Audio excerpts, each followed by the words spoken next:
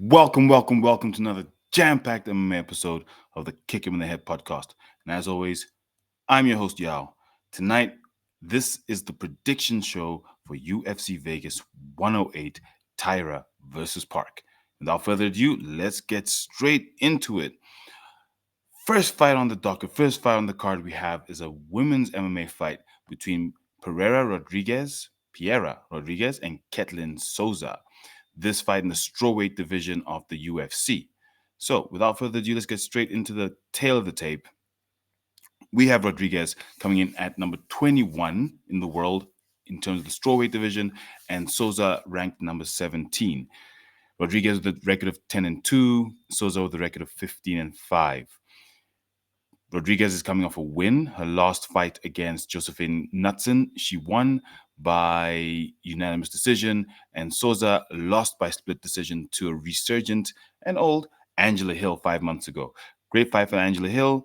We don't know what she's doing next, but she beat Ketlin Souza, I'll say rather unexpectedly. But before that, she was on 2-fight win streak, having beaten Yasmin Yagurai and Marnich Man. That's Ketlin Souza. She's had 5 fights in the last 2 years, 6 months, whereas Rodriguez has had 5 fights in the last 3 years, 3 months, meaning that Souza is the more active fighter. Let's see. Rodriguez has lost to Carnelosi and Robertson. All her 5 fights have been in the UFC, whereas Souza's only had 4 fights in the UFC.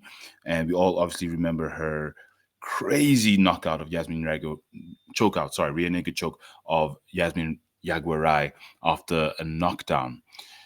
The odds favor Rodriguez at minus 195, and Souza is the underdog at plus 145. Let's see, any other stats that differ? Nope, same height, basically the same reach with half an inch between them. Fighting out of Venezuela is Rodriguez, and Brazil is Souza. Let's see. Decision. Lost by DQ and submission. And lost by submission and split is Souza. So this is a very tough fight in the women's division because Pereira is more experienced in the UFC. She is the older fighter, slightly older, but that's neither here nor there. But she is more experienced in the UFC despite having less overall fights. For this one, I think I'm going to go with Ketlin Souza as much as she's the underdog. Women's MMA is very unpredictable. La Fiera, Rodriguez, I think she's likely to succumb to some sort of submission. If I look at the win for Ketlin Souza against Yasmin Yagurai, that was a good win against a 11-1 Yagurai who was doing very well at that point in time. Her split decision lost to Angela Hill. Split decisions are split decisions. Very close fight. So I'm going to give this fight to Souza. I think she does it once again by submission, but in the 3rd round. I think that's how she wins it. And the Tapology community disagrees with me. They're going with the favorite in Rodriguez. They think Rodriguez is going to do it by decision. Okay, let's see. Okay, on to the next fight on the card. Felipe Bunes versus Rafael Estavam. This fight in the flyweight division. Let's have a look at the tail of the tape. We have 14-7 for Bunes in terms of his record. Rafael Estavam is 13-0, an O fighter. And we know how I feel about O fighters this year. I don't really rank them, but let's see how the tail of the tape looks and see if I pick the minus 500 favorite. Ooh. The last minus 500 favorite was Carlos Leal, and we saw what happened to him in his fight against Muslim Sadikov at this past weekend's UFC. So, both fighters coming off a win 6 months ago is the last win for Bunes against Jose Johnson, and Estavam last beat Jesus Aguilar by decision. 5 fights in the last 4 years, 9 months for Estavam, so not very active. Similarly, so 5 fights in the last 3 years, 5 months for Bunes. So not the most active fighters on the roster. The 13-0 Estavem's fighting out of Brazil. They're both fighting out of Brazil. He's a minus 500 favorite, with Bunez being the plus 350 underdog. Ooh. Okay, any stats between them? Same reach. The height's about the same, 5'7" and 5'8". The taller man being Estavem. The older man being Bunez at 35, with Estavem being 28 years old. Okay, let's have a look at their previous fights. Okay, only 2 fights in the UFC for Bunez, and similar for Estavem. So they're fairly new to the UFC, both of them. But in terms of activity, let's see, they've both equally been active over the last 2 years. Okay, so this is a very, very even fight. Um, whew, let's see, how does Estavem normally win? Decision and finishes. And Bunez is a finisher. It's always interesting when you see finishers go up against decision fighters. Although Estavem is not exactly a decision fighter. Ooh, Pitbull brothers. So he fights out of Brazil. The Pitbull brothers, who we know are doing really crap right now in the UFC. They can't catch a win for anything. And honestly, 14-7, I can see why the odds are stacked in Estavem's favor. And I'm going to go with the favorite in this fight by decision. I'm going to go with Rafael Estavem. I think he gets it done in the distance. Yeah, I think this fight goes the distance. The experience of Bunez, I don't think will play through. Plus, if I look at the camp that he's in, it's just not the right time. They don't really have the right momentum, despite his brilliant armbar win against Jose Johnson. So in this fight, I'm going to go with Rafael Estavem. And the Tapology community agrees with a 96% confidence of a victory by decision of Rafael Estaves. Now, next fight on the card, we have Rodolfo Vieira versus Tristan Gore. This fight in the middleweight division of the UFC. The black belt hunter versus Mr. Vicious Tristan Gore. Let's have a look at the tail of the tape. Vieira coming in with a record of 10-3. Gore coming in with a record of 5-3. Ooh. In the last 4 years, Vieira has had 5 fights, and in the last 3.5 years, Gore has had 5 fights. 3 losses and 2 wins for Gore, and 3 wins and 2 losses for Vieira. Minus 220 favorite is Vieira, and the plus 180 underdog is Tristan Gore. The older man being Rivera, the younger man at 31 being Tristan Gore. All the stats, 2-inch reach for Tristan Gore, and both men are 6 foot tall. Okay, let's have a look at their previous losses. Vieira's beaten Dustin Stolfus, Cody Brundage, and Armin Petrosian in his last 5 fights, but lost to Andre Petrotsky and Chris Curtis. Not bad names to lose to.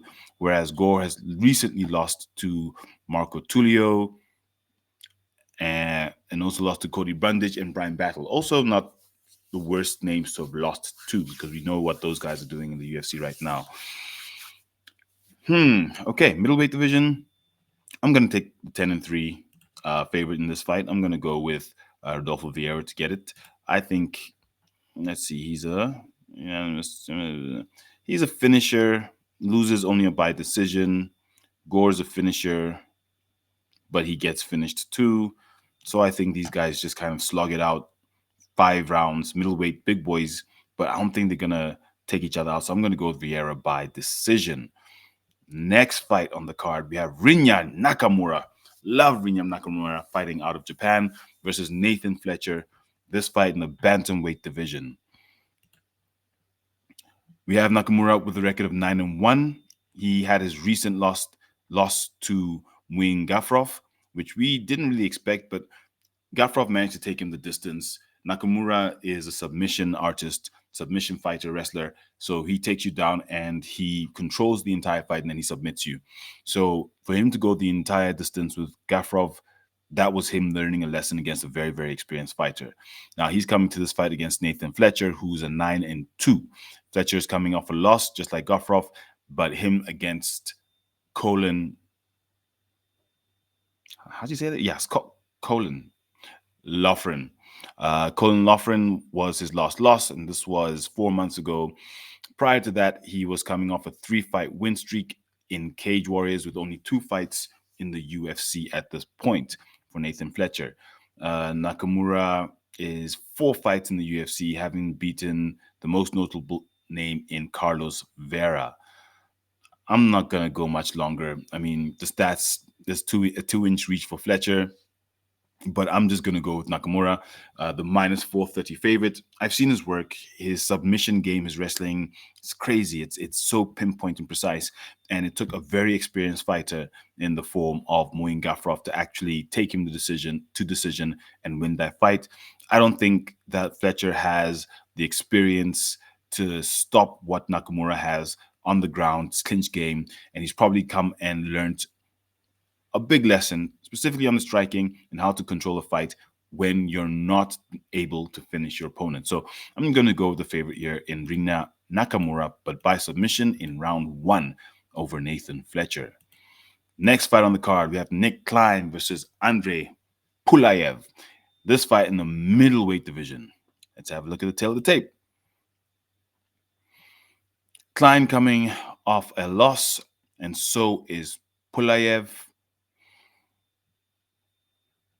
Let's see, 5 fights in the last 3 years for Klein, 5 fights in the last 2 years for Pulayev, with only one of those being in the UFC, with him having lost to Christian Leroy Duncan by decision, and Klein most recently having lost to Mansour Abdulmalik in his first fight in the UFC. Both fighters having previously fought in the Contender Series and having won their Contender Series fights. So these are both Contender Series alumni, about the same age, 29, 28, the old man being Nick Klein.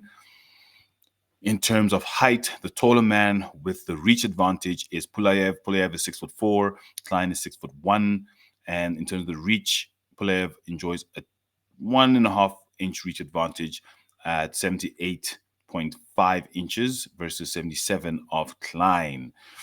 Let's see. No notable names, obviously, because these gentlemen have not previously fought in the UFC other than their last 2 fights, one Contender Series and one in the actual UFC. Okay, so it's Russia against America. Ground and pound finishes. Okay, so Klein either gets finished or he finishes, so he fights hard, but so does Pulayev, but he's more of a decision fighter, even though he lost his last decision to Christian Leroy Duncan. Interesting. Okay, I didn't show you the Tapology community in the Fletcher fight. The Tapology community in the Fletcher fight has gone 82% confidence on Rinya Nakamura. Back to this fight quickly. I'm going to go to the community for advice on this one. They've gone with Klein by 52%, Pulayev by 48% is who they think will win this fight. I am leaning Nick Klein, but decision fighters out of Russia are very, very difficult to beat. And Klein tends to get finished. He might be working for the finish and just get outworked to a decision. So I'm going to go with the underdog in this fight in Andrei Pulayev. I think he gets it done by decision. I think he outworks Nick Klein, who will be trying to finish the fight. Nick Klein coming in with a record 6-2, and Pulayev coming in with his record of 9-3. It's actually dead even odds, minus 115 for both fighters. So I'm going to go with, Pulayev. I think he gets it done, and the fight goes the distance. Next fight on the card, we have Danny Silva versus Kevin Vallejos. This fight in the featherweight division of the UFC. Now let's have a look at the tail of the tape. Silva with 5 fights in 2 years, 7 months, and Vallejos with 5 fights in the last 1 year, 10 months. So the slightly more active fighter is Kevin Vallejos. Contender Series. So he had to fight in the Contender Series twice in order to get his contract. When he did get his contract, his last fight, he fought against Seung Woo Choi, and he won that with an overhand right to ground strike punches 4 months ago, whereas we have a more experienced in terms of the UFC at least, Danny Silva, who recently won his fight against Lucas Almeida, and then previously against Josh Kalubao and Angel Pacheco in the Contender Series about a year ago, 2 years ago. So he's only got 2 fights in UFC versus 1 fight for Vallejos. The plus 345 underdog is Silva, fighting out of the United States, with the minus 470 favorite in Vallejos, fighting out of Argentina. Younger man at the age of 23 is Vallejos, and Silva is 28 years old. However, Silva enjoys a 4-inch height advantage. He's a taller man at 5'11", nice and tall for the featherweight division, and he also enjoys a 2-inch reach advantage. So he can work from the outside. He can manage the distance of the fight, whereas Vallejos would have to get in and make the fight dirty to win that fight. Let's see. Vallejos tends to win by finish, okay? And Silva tends to win by decision. To be honest with you, I tend to favor the decision fighters in fights like this because sometimes finishers don't know how to outwork a decision fighter who knows how to rack up his points for 3 fights. But that tends to be with the more experienced fighters. And with only, 2 fights in the UFC, I don't know if, and both by decision, split, mind you, I don't know if Silva's going to be able to outwork and stop Vallejos from finishing him because Vallejos has finished his last 4 fights. The only fight he lost was by decision, and that was to John Silva in his Contender Series debut a year and 10 months ago. So very interesting that the only fight he's lost ever was by decision, and he's coming up against a heavy decision fighter who's won by decision in his last 3 fights. His last finish was 2 years ago against Alex Valentino Ortega, but that was in LFA. Whew. So I might change this pick later because I think that Silva is a real underdog. I don't think these odds really tell how close it could be if Silva manages to work him. So I might change this later, but I'm going to go with the favorite in this instance in Kevin Vallejos. I think he manages to finish it by submission in the third because Silva will probably be working for the decision, and Vallejos is going to catch him with something in the third round and submit him. That's what I see happening. And the Tapology community overwhelmingly agrees with a 94% confidence that Vallejos will finish this fight. They say by TKO primarily. I've gone with submission, third round. That's my pick for that fight. Then the next fight on the card is Neil Magny versus Elizeu Zaleski. This fight in the welterweight division. The Haitian sensation versus Capoeira. Let's look at the tail of the tape. Okay, we've got Magny with 2 wins in his last 5. Same for Zaleski, 2 wins in his last 5. The minus 215 favorite is Zaleski with Magny being a plus 180 underdog. Both men are about the same age, the younger man being Magny at 37 years old and Zaleski at 38 years old. However, Magny enjoys a very significant height and reach advantage. He's 6'3". I did not know Neil Magny is that tall. Damn. He's 6'3", with an 80-inch reach, whereas Zaleski is 5'11" with a 73-inch reach. That makes it a 7-inch reach advantage for Neil Magny. I think this fight was tailored to give Magny a chance to win because right now his record is 29-13. Very experienced fighter, but he's got a few losses on his record. Ranked 27, whereas Zaleski is 25-9 with 1 draw, ranked number 44 in the world, fighting out of Brazil. Let's look at who they've lost to. So in the last 5 fights, it's been 2 years, 1 month for 5 fights for Neil Magny, and the exact same for Zaleski. So they're equally as active. Magny in those 5 has lost to Prates, worth losing to Morales, 16-0, another one who, if you lose to him, that's okay. And Ian Machado Gary. So if you look at the last 3 fighters that he's lost to, these are guys that we're seeing not just with great records. I mean, 12-0 Gary he lost to before Gary came up against Rakhmonov and took his first loss. And we know exactly what Ian Gary brings and where Ian Gary is headed right now. Same thing with Michael Morales. He lost to Michael Morales at 16-0, and Michael Morales is now about 2 fights away from being a potential number one contender, or at least calling for number one contender place. Then he lost to Carlos Prates, one of the fighting nerds, right before his first loss. But we know Carlos Prates. So those are not bad names to lose to. Whereas Zaleski lost to Chidin Jokani, who is primarily a Muay Thai fighter. So, if you're going to stand with Chidi, you got to be ready for it. And he wasn't ready to stand. So, which means his stand-up game's not necessarily the best. And Rude Boy Randy Brown by unanimous decision. Those are his last 2 losses in his last 5, with a draw with Rinyat Fakhretdinov. He's beaten Abubakar Nurmagomedov, and Nurmagomedov that's clearly not very good at 17-3 when he beat him, and Zach Scroggin. Very interesting that the favorite, the minus 215 favorite here, is Zaleski with that record.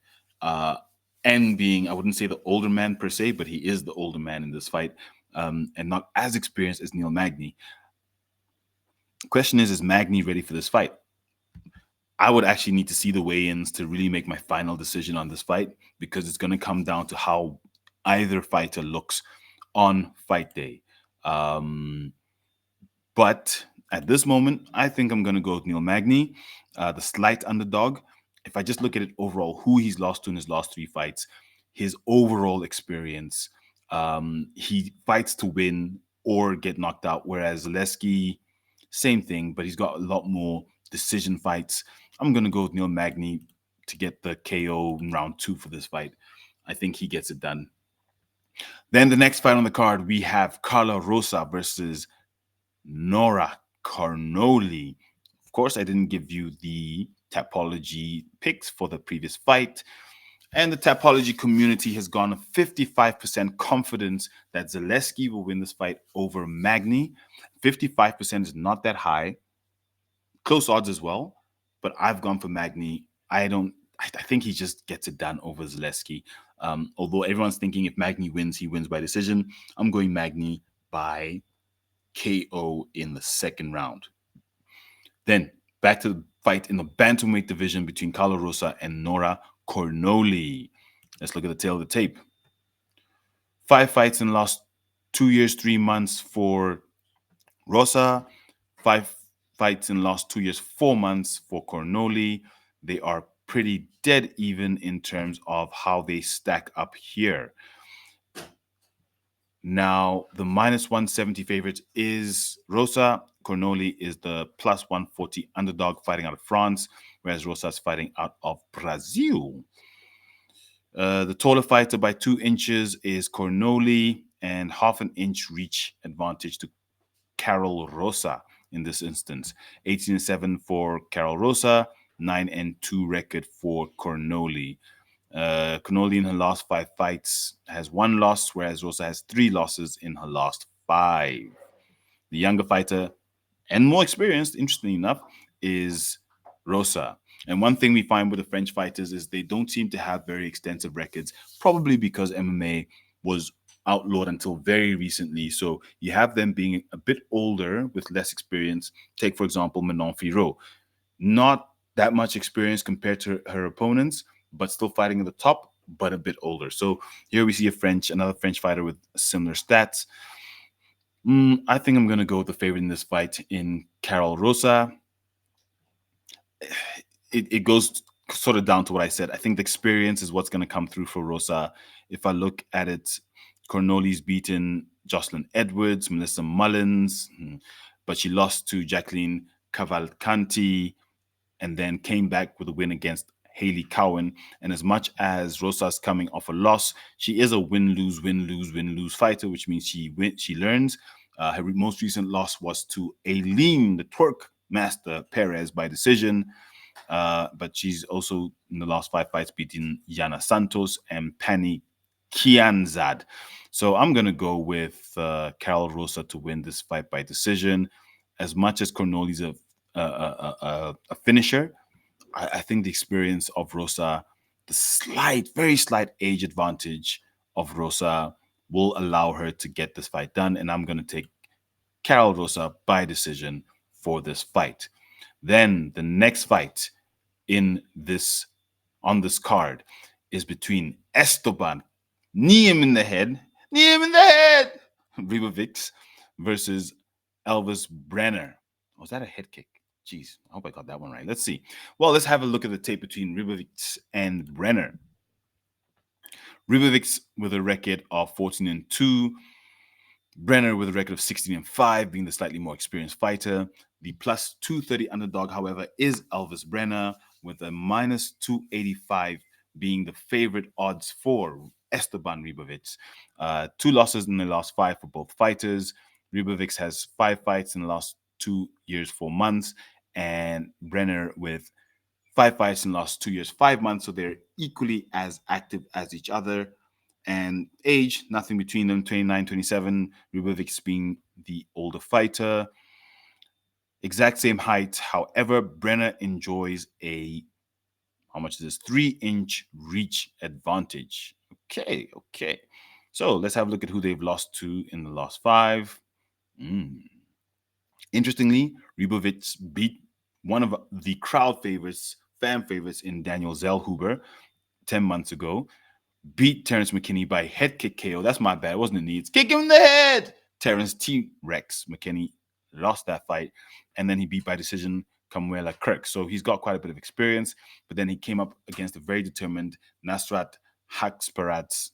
I don't know if I got that one right. And lost by split decision there 4 months ago. Whereas we've got Brenner on a 2-fight losing streak, having lost to Joel Alvarez and Maitabek Orobolai. Not the worst names to have lost to, but having beaten Guram Kutikaladze and Kanyang let me get this one right. Khrushchevsky. Let's have a look here and see. So the minus 285 favorite is Ribovics, plus 230 underdog is Brenner. I'm not going to go much further. Kick him in the head. Kick him in the head. Esteban Ribovics, I think he gets it done. He KOs. It's a tough one because he recently lost, but that was by decision. And Brenner isn't decision. Okay, I'm definitely going to go with Ribovics. I think he's learned from his last fight against Nasrat. So I'm going to go with him for second round KO for Esteban Ribovics. This fight in the lightweight division, and the Tapology community overwhelmingly agrees. And these kind of scare me sometimes because these are the ones that don't necessarily go the way you want, because Brenner could do a decision win very unexpectedly, but they have a 91% confidence for Esteban Ribovics to win this fight by either decision or TKO. Now, let's get to the last fight on this card. That's not the main event. Sorry, the co-main event between Chris Duncan and Mateusz Rebecki in the lightweight division. Let's have a look at how this fight pans out. So let's look at the tail of the tape. The Problem versus Ria Beastie, Mateusz Rebecki. The Problem, Chris Duncan coming in with 5 fights in the last 2 years, 4 months. Mateusz Rebecki with 5 fights in the last 2 years, 6 months. Equally as active, but the more experienced fighter here is Rebecki with a 20-2 record, whereas Duncan has a 13-2 record fighting out of Scotland. Shout out McDane, Rambling Dad Podcast. Follow them on YouTube. Subscribe. He's coming in plus 175 as the underdog. He's 32 years old, with his opponent being dead even in age at 32 years old. The taller man being Duncan by 3 inches at 5'10". The man with the more reach is Duncan as well, 71.5 inches in reach. He has 4.5 inches of reach on Rebecki with a 66-inch reach. So the bigger man is Duncan. They've both lost one in their last five. Duncan lost to Manuel Torres a year and a half ago, whereas Rebecca lost to Diego Ferreira by ground and pound a year and 2 months ago, but then came back to beat Maitebek Orulbai, which I didn't expect that, honestly. That was very, very unexpected, that decision. But it was a split decision. It was a split. And Duncan had a beautiful, beautiful submission guillotine choke over Jordan Vucinic. Now, Vucinic was just fresh off Cage Warriors, not the most experienced in the UFC. So he got finished by the more experienced fighter. But before that, he had another guillotine choke. So that's two guillotine chokes in a row for Chris Duncan. The first one was over Bolaji Oki. So if we have a look at this very interesting fight, I don't tend to go with Chris Duncan. I always think he's going to lose, and he disappointed me in the last, I think, two. I picked Bolaji Oki in the last one, and he won. I picked Jordan Vucinic in the last one, and Chris Duncan won again. So, it's a problem to pick against the problem. So I need to think very carefully. Mateusz Rebecki has beaten Nick Fiore, Loic Radzhabov, Roosevelt Roberts, and Maitebek in his last five. The more experienced fighting out of Poland at a minus 210 favorite odds. You know what? I'm going to go with Chris Duncan for two reasons. One, because every time I seem to doubt him in a fight that seems dead even, he comes out. Secondly, being the taller man, I think he's going to work. Well, Rebecca's going to try and work the clinch, but Duncan's going to use the elbow, side of the head if he gets against the cage, maybe take him down. And we know how good he is with the guillotine choke. So he's not afraid of someone who's looking to grapple, maybe take him down. He'll be able to finish that fight. And I think that's the only real option Rebecca has, is because he's the shorter fighter. So Duncan, standing, can keep the range, control the fight, control the cage. And I think that's going to be the problem for Rebecca. That's why I think he's going to lose this fight, because Duncan just has the two elements that favor him, which is a good ground submission game and also being the bigger man, having the advantage to actually control the cage, control the distance of the fight. So this time around, I'm going with the problem. Chris Duncan. I think it's tough, because if it goes to decision with all the grappling, no, I think decision finish. Well, look, let's put it this way. Walter Walker managed 3 heel hooks in a row. 3. Unprecedented. And I think Chris Duncan, 3 guillotine chokes in a row, 3 fights in a row, unprecedented. I think he gets it done in the third.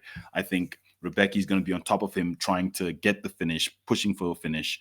And then Duncan's going to catch him in the guillotine, probably somewhere in the third, maybe second, and finish that fight. So I'm going to go with Chris Duncan, the problem, by submission in the third round.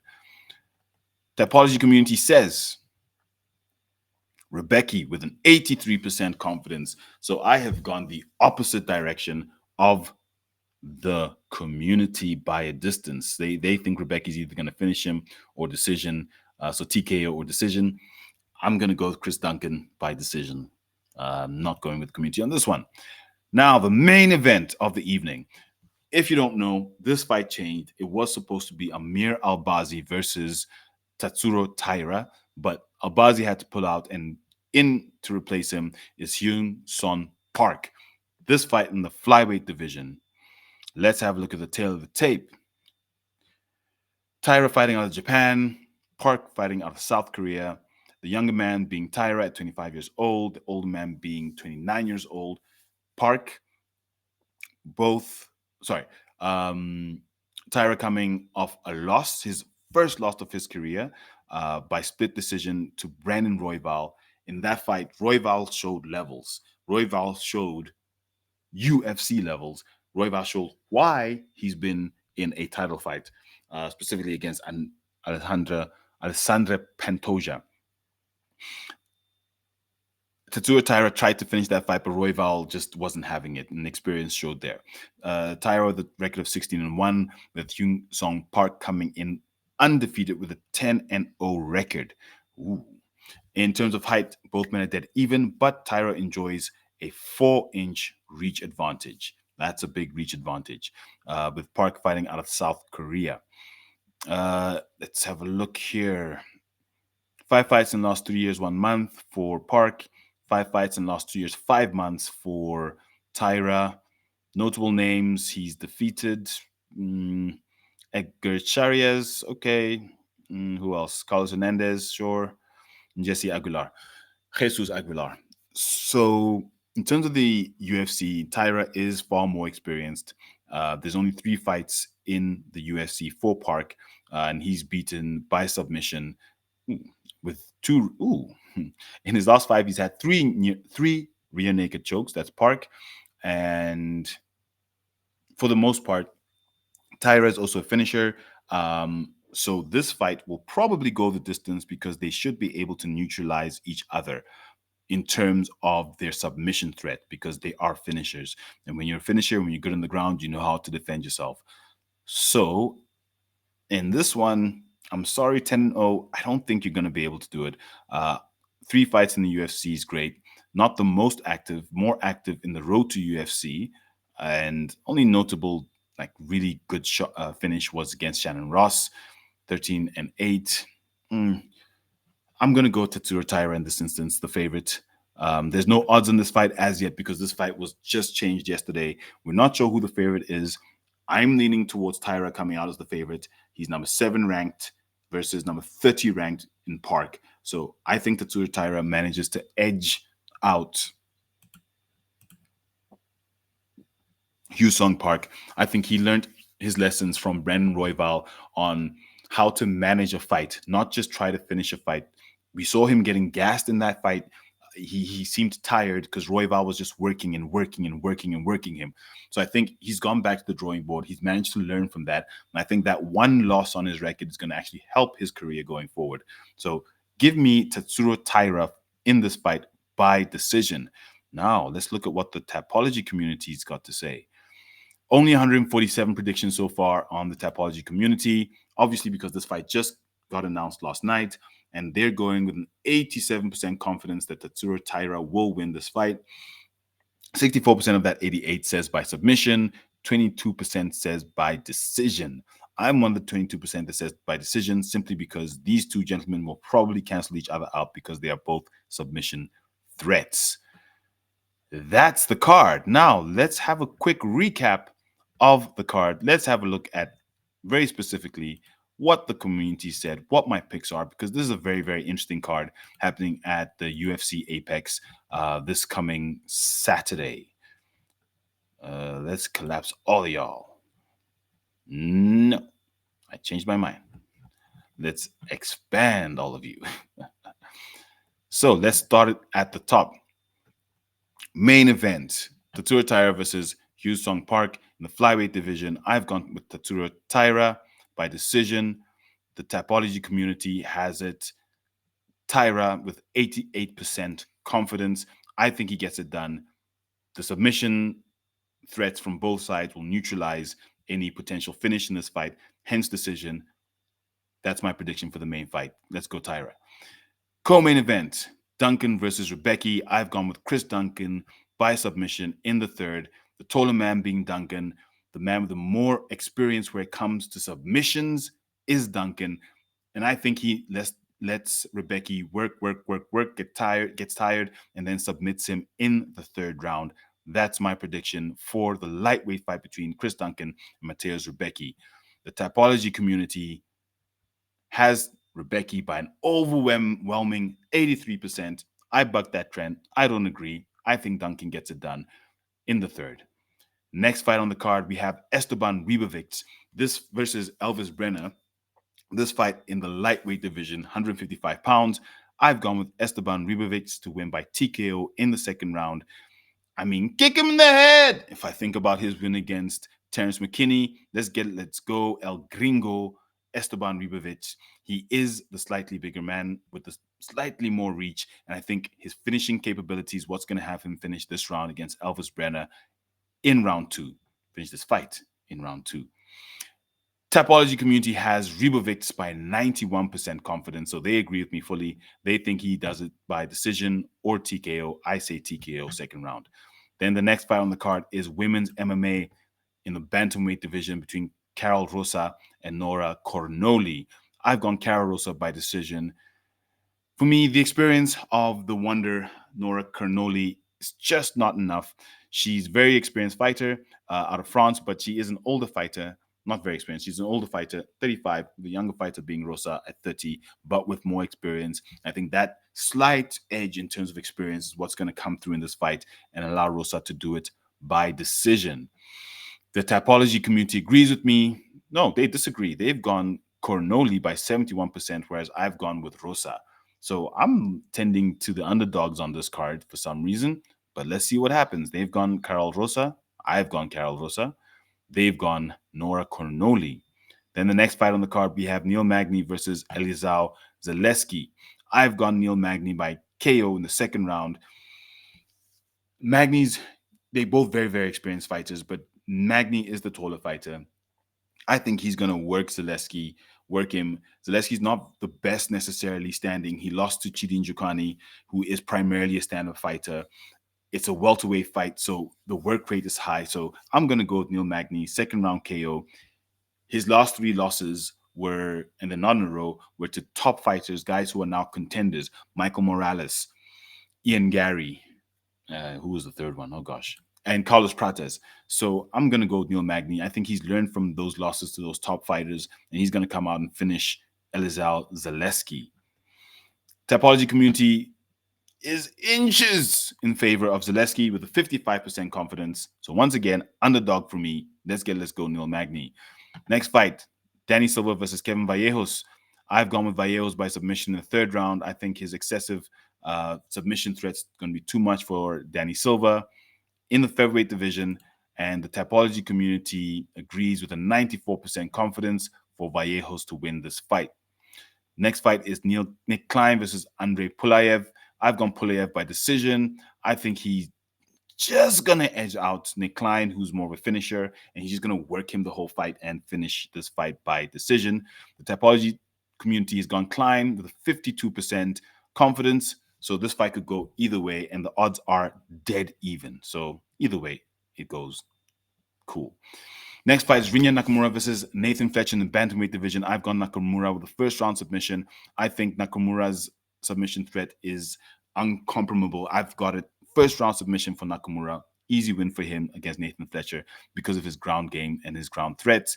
The typology community agrees with an 82% confidence that he finishes this fight by decision, though, not a submission like I have it. Then Rodolfo Vieira in the middleweight division fights Tristan Gore. I've gone Vieira by decision. I think the experience that he has is what's going to win him this fight. Tristan's not going to be able to weather the storm for all 3 rounds, and I think Vieira does it. And the typology community agrees. They think that Vieira does it with an 83% confidence. 76% say by submission, with 15% by decision, and I've gone with decision on one of the 15%. Then the next fight is Bunez versus Estavem. I've gone Estavem by decision. If I look at it, Estavem is 96% confidence with the typology community, and it makes sense. He's an undefeated fighter, 13-0. I don't like undefeated fighters, but I just don't see the 14-7 Felipe Bunez fighting out of the Pitbull brothers who can't catch a win in the UFC. I don't see him doing it. So I've gone with Estavem as well. Then the last fight on the card, final WMMA fight, is between Piera Rodriguez and Ketlin Souza in the strawweight division. I've gone Souza in this fight. I think she manages to submit Rodriguez in the third round. Her experience is going to show through, and who she's fought, as much as she's the underdog, is also going to show through. And like they say, when in doubt, go Brazil. So I've gone with Brazil, and the typology community once again disagrees with me. Wow, geez, I'm all up in the business of the underdogs here. They've gone with Rodriguez with a 60% confidence versus a 40% confidence in Souza. I'm one of the 40%. I think the underdog gets it done. But we will see. We will see. And that is your card for UFC Vegas 108 Taira versus Park. To everyone listening, don't forget to like, comment, and subscribe as always on all platforms. We are here for all your predictions for all UFC events, all EFC events, and now all PFL Africa events if you're interested in PFL. So do comment, like, subscribe. And until next time, Don't forget to kick him in the head.